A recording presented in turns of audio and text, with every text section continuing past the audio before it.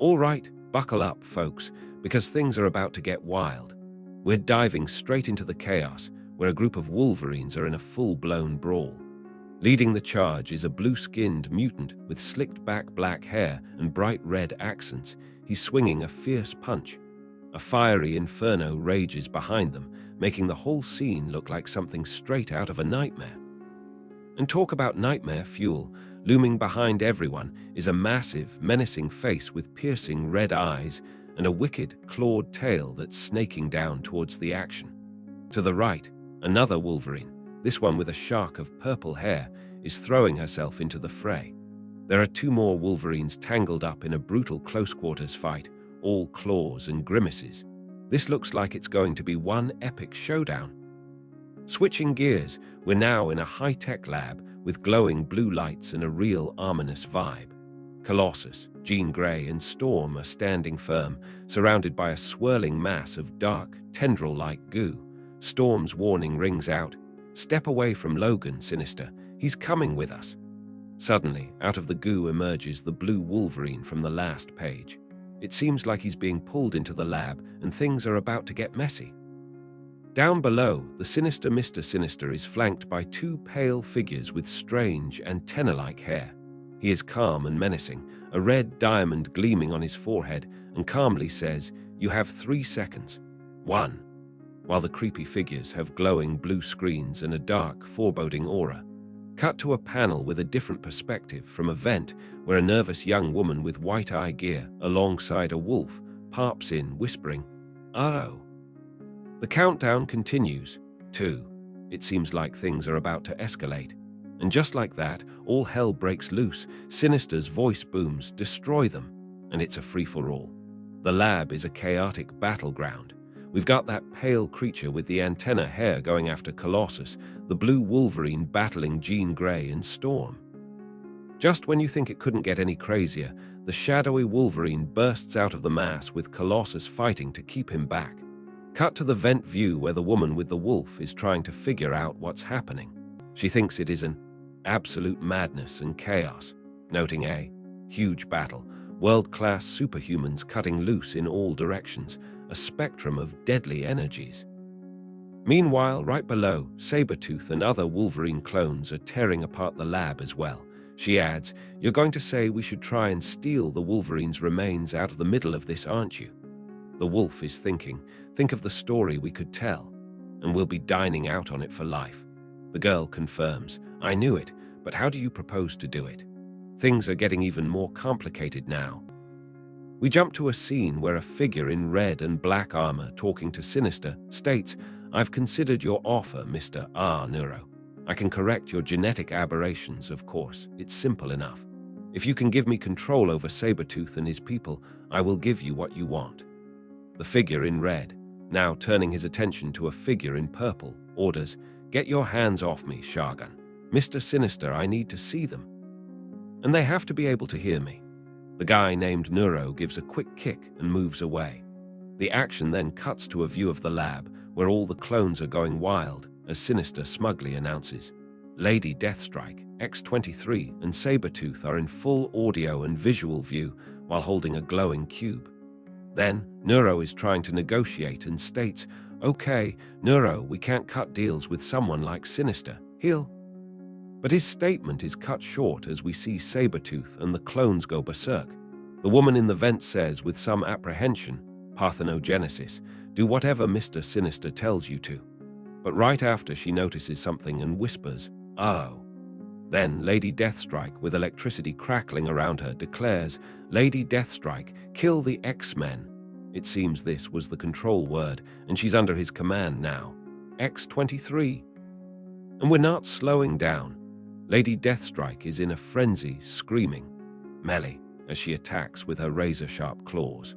A quick montage of her attack is shown, with a silhouette of her attacking another figure and their ears and mind getting pierced by some sort of energy. The blue Wolverine is in action as well, launching a powerful blast of pink energy while Sabretooth is ducking for cover. In the midst of the chaos, Neuro is panicking, yelling, "Why aren't they obeying me? I used all of their words." A figure in the background explains, "Cause they put out their own ears, fool. They had a plan for this. I don't know why you thought they wouldn't." Shargan interjects, "But that's insane." But the man in red is blunt. "No, it's warfare. Scorched earth.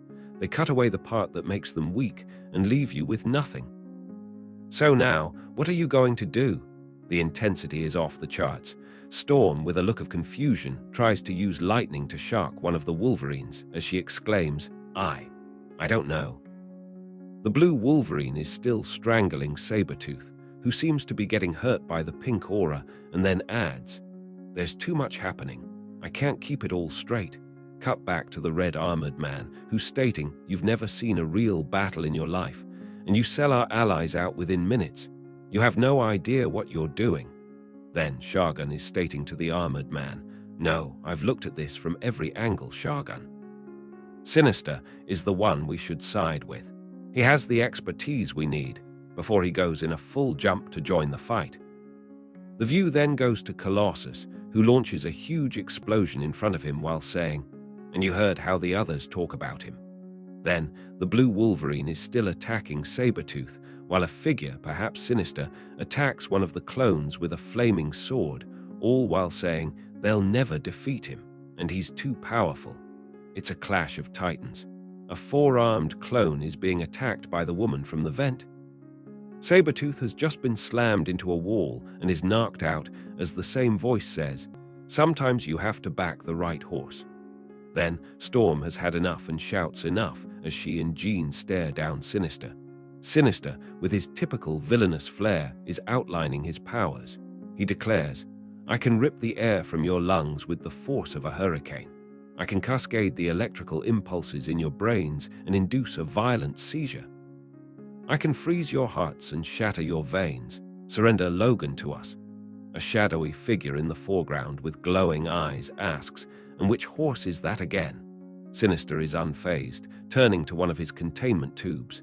He declares, "As you wish, Miss Storm, but if you only knew what I was trying to do with him, you might not be quite so eager to take him from me."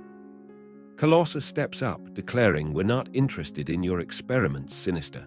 Sinister responds with, "Or your lies," as Colossus reaches into a containment tube, the man inside yelling. Sinister starts yelling, "System, initiate maximum lockdown, all sectors, nothing escapes." As he starts the lockdown, Nightcrawler bamfs away out of the room with a bamf and confirms that he's getting away. "Yeah. All right," the chaos continues. The woman from the vent is running alongside the wolf. The woman is thinking, "You'll never be able to dine out on this one, Elle. Nobody will ever believe you. How long do you think they'll be fooled by the illusion you left behind?" Then a warning voice says, "Warning. Lethal lockdown initiated. All personnel prepare for dismantling." She looks back confused, dismantling. The wolf says, "Subspace shunts." "Sinister's trying to drop us into a hard vacuum." The woman is shocked. "Are you joking?" "Oh, is that all? I can't remember. How do we get around this one? Tell me you're joking," she says in disbelief as she notices space coming into the room through a destroyed wall. Turns out she wasn't joking. She's now floating in space, stating, "Of course I'm joking. I have total control over my body's position in 6 dimensions. Watch this. I'll just flip through the available dimensions here." A voice says, "Phantomel, Mandia, this is too risky." Then she replies, "Nonsense. A lesser creature might tumble into non-Euclidean space and explode, but I have unique talents. Besides, I do it all the time for fun." Shargan asks, "What now?" While the red armored man is chuckling. The woman now, talking to the men in the background, says, "What, you couldn't get the door open?" "I've only been violating the fundamental laws of consensual reality for my part." The man in blue asks, "Is that, how did you?" She concludes with, "My apologies, it's all very theoretical." Sinister's getting desperate. He's screaming, "Nothing escapes, nothing lives," while Storm confirms acknowledged. The red armored man asks, "You had your warning, Sinister." Jean Grey, now fully ablaze, threatens the other clones, "Don't make me cook you." "What, we give up?" Mystique reassures a figure, "You'll survive." Suddenly, Sinister is smashed against a wall, causing a crack, and he yells, "GGGG, GGG." Storm is visibly frustrated, yelling to Elle, "Laura, what are you doing with these people?" "This is not a good time, Storm." Elle retorts, "Nothing escapes. Nothing lives." Storm is now being attacked by Sinister with crystal-like weapons as the last frame says, "Initiating quantum fracture, the lab is falling apart." Everyone's tumbling through the air as the quantum fracture takes effect. A clone says, "We need to get everyone out right now." But Storm, using a crystal shard to try and help her get out, replies, "Yeah, but which? Which way is out? It's an all-out brawl." Mystique points to the ceiling, yelling, "The roof," while Jean blasts through with a Krakathuum, while another clone replies, "Ugh, brute force, that's the HNNGH best you can do." Sinister yells to his system, "See, cancel that order, power down." A voice confirms, "Acknowledged," followed by a prompt that says, "Canceling quantum fracture." Then we see the team back in a destroyed room as one of the clones says, That's the way out." The dust is settling, but the tension remains. A silhouette of a woman is shown with the rest of the characters staring in her direction as one of the clones says, "No point us fighting now. Either your guy has Logan or ours does. And if it's ours, you'll leave it alone." Then the same clone asks Colossus, "I dunno, steal britches." "What would you do?" Colossus firmly responds, "We would fight for him, to the very ends of the earth." The clone seems a bit annoyed, with his hands on his head, and replies, "Yeah, always like that about you. Well, we'll have to see which way it goes then." Then, in an extreme close-up of the clone's mouth and teeth, he says, "I guess we all got skin in this game, one reason or another." The woman with the wolf is running through the halls saying, "Ask me, that makes it kinda hard to lay the odds. I don't know what just happened, but all of the security systems just shut down. This is our chance. Run." The team from before is behind her as the man in purple says, "This is our chance. Take Phantomel down and we can decide what to do with the Wolverines ourselves," while the red-armored man asks, "Is there anyone you won't betray, Neuro?" Elle is looking happy as she says, "That's the exit, Pep, almost there." A final frame shows the door as a voice echoes, "Almost. Oh no, she didn't make it." A big bamf shows Nightcrawler teleporting in front of the exit as the woman says, "Just have to," but stops as she looks at Nightcrawler. "Yeah, you did almost make it." Nightcrawler sits on top of a metal barrel, saying, "My sincerest apologies, Fraulein. You are beautiful and brave and quick. I would love to know you better." Then another big bamf is shown as the three men approach, and one of them says, "No." And then he says, "Well, win some, lose some. What now? The next job, the thing for the collector." A second guy says, "Culpepper, that charming creature just snatched our prize out from under our noses after we did all the work." While another says, "Give a girl a moment to fan herself before we rush off." And then, yes, the thing for the collector. And Endo Mystique is tending to Sinister while one of the clones asks, "What did you do? Did you kill Sinister?"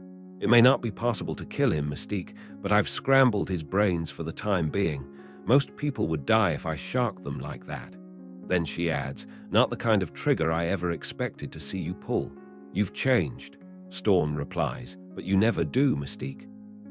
"Let's hope nobody here is foolish enough to trust you. They'll wind up in dire straits if they do." Then the clone looks at Colossus and asks, "So what, you want to rumble?